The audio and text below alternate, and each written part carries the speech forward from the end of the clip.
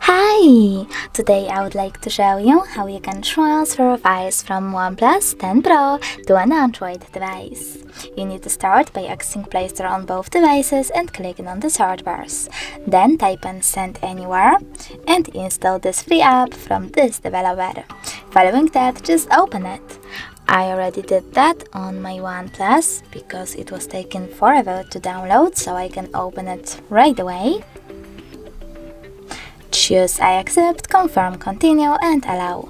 Then you need to do exactly the same on an Android. I accept, confirm, continue, allow.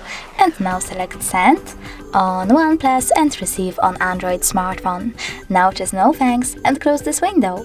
Following that, you need to click on all of those dots and select send. This way you will select all of those files and transfer them later on. It will take some time, so I will go with only one file. For example, this photo, just send and tap on got it.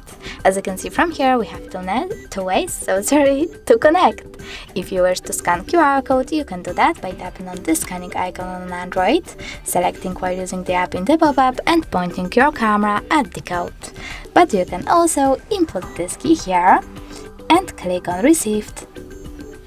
Receive over here to connect your smartphones.